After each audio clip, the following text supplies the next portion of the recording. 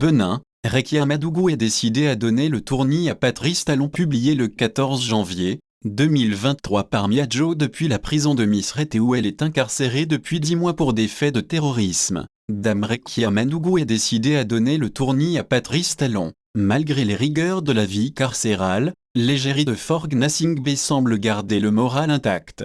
Depuis sa cellule où on dit qu'elle s'adonne à la chasse des rats et des cafards, elle est déterminée à combattre le bon combat pour l'instauration de la démocratie dans son Bénin natal. Même si au Togo, elle avait œuvré aux côtés des partisans du statu quo pour le triomphe de la dictature, comme si nous autres Togolais n'avons pas besoin de l'idéal démocratique. On ne peut pas vouloir une chose et son contraire à la fois. C'est son activisme à torpiller la lutte démocratique au Togo qui explique que l'écrasante majorité des Togolais qui aspirent au changement ne le portent pas dans leur cœur. Rappel utile, lors de la crise sociopolitique en 2017 marquée par des vagues de manifestations à travers tout le pays, qui avait donné des sueurs froides à Forovi dans son palais où il était bunkérisé, Dame Rekia Madougou avait battu le rappel depuis Cotonou des web activiste et journaliste afin d'épauler les organes de propagande du régime décadent de Forgues Gnassingbé pour faire échec à la lutte légitime des Togolais qui ploient depuis des décennies sous une dictature horrifiante. En tout cas, le combat de l'Amazone semble porter. Le parti qu'elle dirige,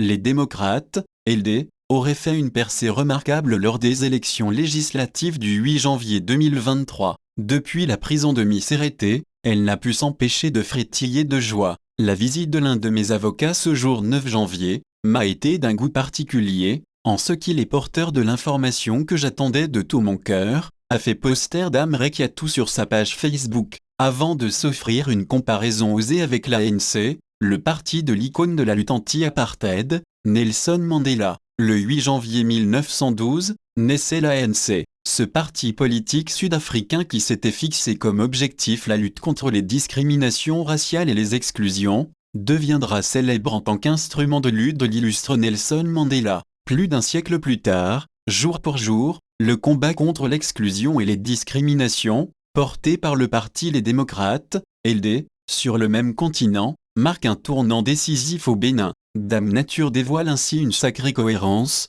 écrit l'égérie de Forgues Gnassingbé. En clair, comme Nelson Mandela, quand elle sortira de prison 20 ans plus tard, elle ira directement s'asseoir sur le trône au palais de la Marina.